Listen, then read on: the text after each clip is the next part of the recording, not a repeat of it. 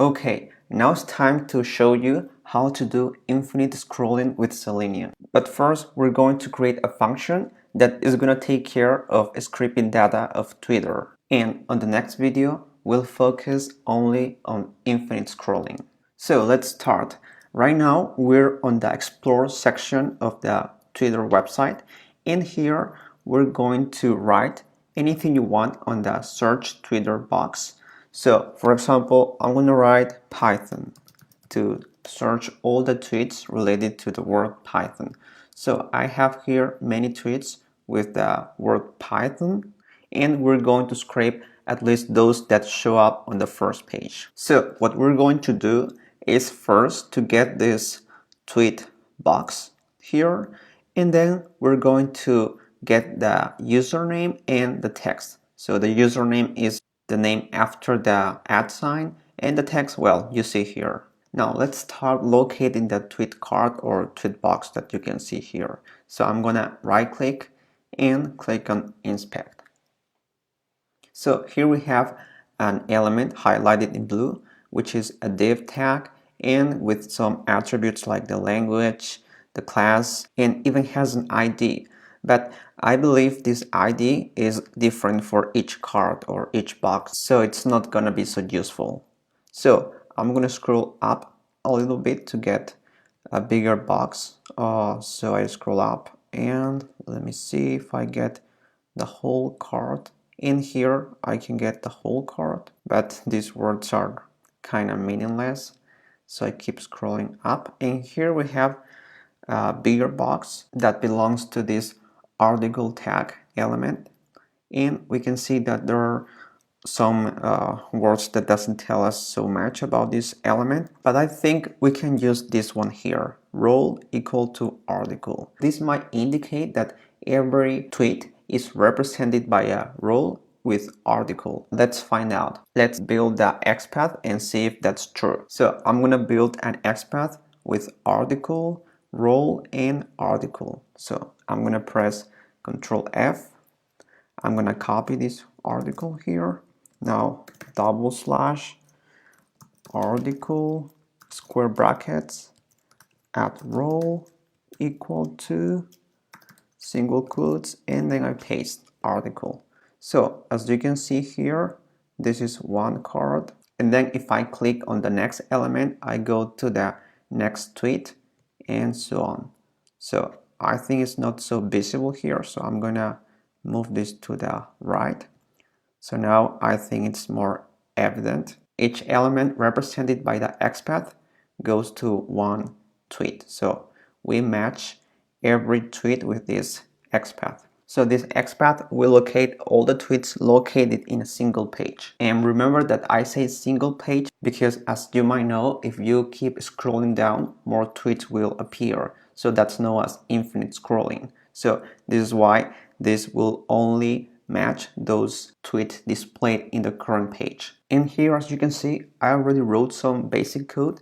So I imported WebDriver, the web I have, the path and the driver. I get the web and maximize the window. I think after many lessons of Selenium, you're able to write this on your own. So I'm just gonna change this link because we're not scraping twitter.com, but a slightly different link. So first I'm gonna paste this one here so I don't lose this XPath, and now I'm going back here and copy this page that contains tweets related to the Python word. So I'm going back here and I'm gonna replace it. So this is my new page. You can get it by writing Python here and then copying and pasting the link. Anyway, I'm gonna leave this link in the notes. So now let's define this tweets variable. So I write tweets equal to driver, which is the driver that I got here. Now dot find element by XPath. And now I'm gonna write double quotes and put this in here. So here again we have to add the S because we want elements in plural because there are many tweets, and this is gonna return a list. So this is a list and we're going to loop through it. So we write for tweet in tweets and then colon and then press enter. So as I told you before, we're going to scrape the username and the text. So back to the browser, and now let's see how we can find the username and the text. So I'm gonna click here on inspect, and then I'm gonna locate the username. And we got this element span in this class that has some words that are not so useful. And if I scroll up, I found more meaningless words. And here there is a div with an ID that I said before that is going to change for every tweet, so it's not gonna be useful. And we can't find anything good here. So when you don't find an element that can help you build a robust XPath, you have to find a different approach. And that's what I'm gonna do right now. So far we have this text card or text box that contains the username and the text. So we exclude everything that is outside this tweet. So we can use this @ sign as a reference because every user in Twitter has this @ sign. So I'm gonna inspect it again. So click on inspect here. And yeah, I think I can build this XPath with a span tag in here using the text attribute. So let me show you. First, this is a span tag. So I'm going to include this in my XPath. So what I'm going to do is replace this article for span. Next, we're going to use the contains function. So as you might remember, this will match attribute values that contain a specific word. So I'm going to use here the text attribute. And to use the text attribute, you have to write text parentheses and then comma. Unlike other attributes, the text attribute doesn't show up in this node. For example, the class attribute shows up here in blue, but the text doesn't show up, even though the text is here, right? This is the text of the username. But it doesn't matter. We can still locate it using text with parentheses, as we did here. So now I'm gonna open quotes and I'm gonna write inside the @ sign because every username has this @ sign. And now, as you can see, we just match all the usernames. So let's navigate here. So as you can see here, we are navigating through the usernames in this page and it's working well. So now I copy this back to PyCharm, and here I'm gonna write tweet to use the tweet context. And now I'm gonna find element by XPath. So find element by XPath, and inside here I'm gonna use the current context with the dot, and then I'm gonna paste the XPath. So I paste it. Now I add that text to get the text of the username. Now I create a new variable named user. Now it's time to locate the text inside a tweet. So back to the browser and let's locate this tweet. So I'm gonna inspect it, and now let's see. So here we got the first row, and I think this is the part of the second row. Well, it's split, but we want the whole text. So I think this element here in blue is going to help us because it takes the whole text. Now let's analyze this. It has an ID, a class, a dir, and an element lang, which I believe stands for language. And I think the attribute value is set to English, EN. If this is true, I think we can locate that tweet text with this language attribute because all the text has a language, right? It might be a tweet in Spanish or English or French, but the text will belong to a language. So let's build an XPath with this lang attribute. So now I'm gonna copy this lang, and the XPath is gonna be really simple. So first the tag is a div in square brackets, and inside square brackets add lang. We don't need to specify the attribute value here because we don't care if the language is English or French or Spanish, but we only care that it has this attribute language. Now let's copy this back to PyCharm. I'm gonna duplicate this user code, and now I'm gonna change this to text. This is a new variable. Now I'm gonna use this tweet context, find element by XPath, dot to use the current context. And now I'm going to change this and paste it. Well, we don't need 4 slashes, so only 2. Then that text, and this is ready. Okay, now let's store this user and text inside lists so we can export it to a data frame and then to a CSV file later. So I'm going to create a user underscore data list. This is an empty list, and then I'm going to duplicate and write text underscore data. Now to store the data, we're going to use the append method. So we write user data dot append. And inside parentheses, I'm going to write user. Then I'll duplicate this, and now text data and append text.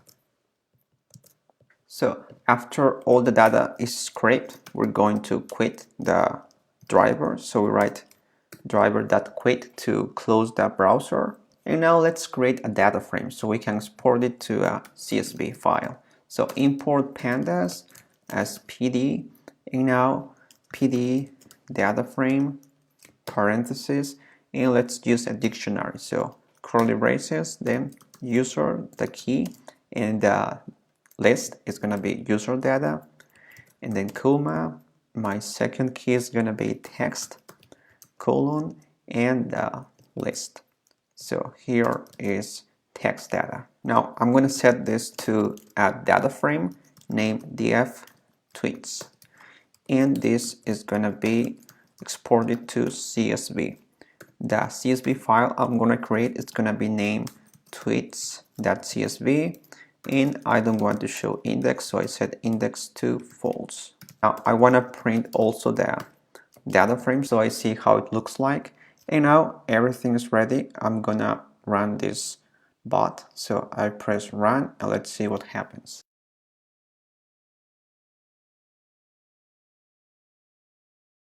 Well, the driver was open and immediately it was closed because it was really fast. Now everything happened so fast that I think the data wasn't scraped at all because we got the message empty data frame. So this means we need to use waits.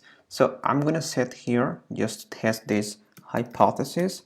I'm going to use import here time, and then I'm going to do this time.sleep, and let's set to 5 seconds. So let's test this out.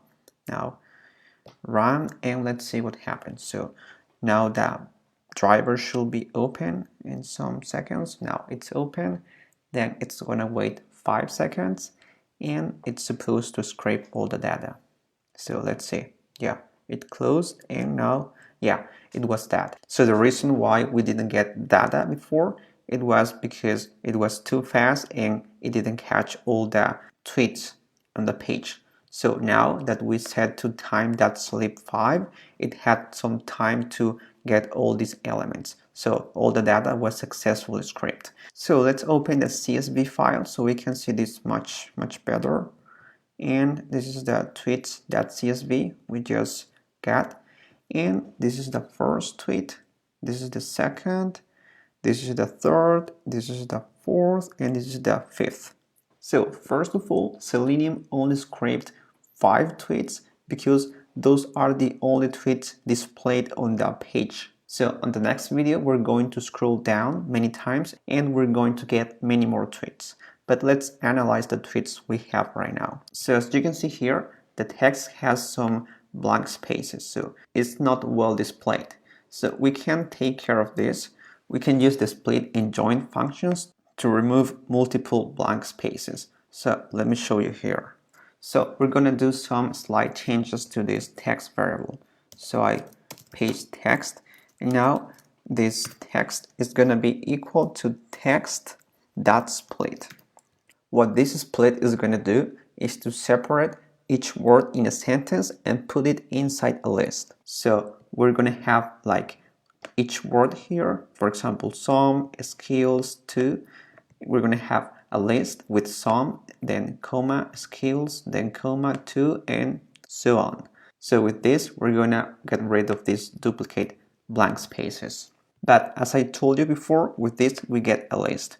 So if we want to get back a string, we have to use the join function.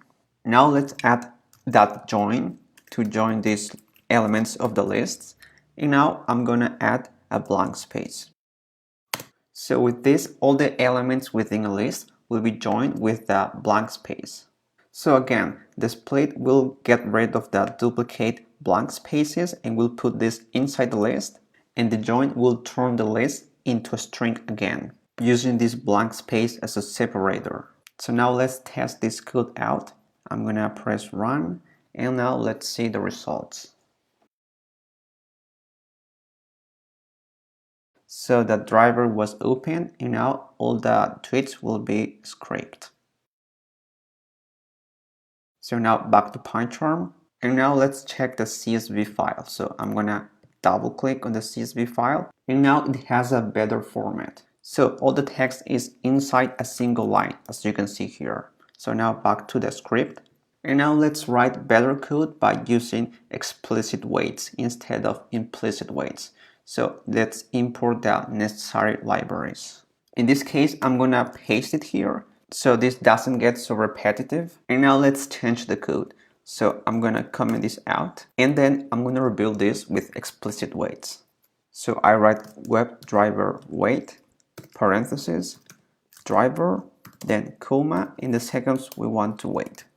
Then dot, until, and then expected condition is C, dot, presence of all elements located. So this is the equivalent of find elements, and then double parentheses by dot xpath, then comma. So this here is the equivalent of find elements by xpath. Now we copy the xpath and we paste it here. So this is the equivalent of this code but with explicit weight. So I'm gonna set this to tweets equal to, and then comment this out. Now let's build a function that is going to help us scrape the data every time we call it. So we write def, and my function is going to have the name getTweet. So parentheses, in here as an argument I'm going to write element, and then we're going to use this code we wrote before. So I'm going to cut this and I'm going to paste it here. Now, instead of tweet context, we're going to use this element context. So element. And now when we use functions, we have to return a value. So we write return. But unfortunately, a function only returns one value. So we have to use here a list because we want to return two values. So I'm going to set here a list, tweets underscore data, and this is going to be equal to user comma text. So this is how you return a list that contains two values. Now, something I forgot to do before was to use the try except block. So if there is no user or there is no text, we're going to get an empty list or a list with a predefined text. So let me show you here. I write try, and now I'm gonna indent this, the whole code, and now except, and now colon, and here. So if this block fails, we're going to return a tweet data, and here we can just set to blank spaces, but I think I'm gonna use just a string that says user and text. But again, you can use just a blank space. But anyway, I think this is gonna be much better. So remember, the try except block is really useful in case your code breaks because it doesn't find the element. Then we're going to call this function inside this for loop because, as you might remember, we cut this code and we put it here. So we're going to call it now. So I'm gonna write getTweet, or I'm gonna copy and paste it here. And here I'm gonna use as the argument tweet. So this tweet that belongs to this tweets list is going to replace this element when we call it. If you have a good memory, you probably remember that before we have tweet.findElement and here tweet.findElement by xpath. So it's absolutely the same. Now I'm going to set this to a variable. I'm going to call tweet underscore list. And now instead of appending this user and text that is inside the function, we're going to append this tweet underscore list, which is the result of this function. So with this function, we get a list, which is tweets data, which here is represented by tweet underscore list. So here we're going to delete this and delete this, and instead write tweet underscore list index 0 and tweet underscore list index 1. So index 0, it's the first element, which indicates this user, and index 1 is the second element, which goes to this text element. Now let's apply this join split here to the second element, which is the text. So I'm going to cut this here and paste it here. This is text and this is text dot split. And now all of this inside parentheses and join with the blank space. So here blank space that join, this is the text and that split. So that's correct. So now I delete that, and now I think that script is ready to be tested. So I'm just going to delete this time.sleep because we're not going to use implicit weights. So I'm gonna cut this one too and put it here so it looks much better. So now delete the space and this one here, and yeah, I just wanted the script to look much better. And now I'm gonna run the script and let's see what happens. So I click on run, and now it's gonna open the driver, then maximize and scrape the tweets. So yeah, it's scraped. Now back to PyCharm, and well, the data was scraped as we did before. And let's open the tweets.csv. So it's here, and it scraped all the data successfully. Now, although this function we just created looks not so useful right now, this is gonna be really useful in the next video when we implement infinite scrolling. So that's it. I'll see you on the next video.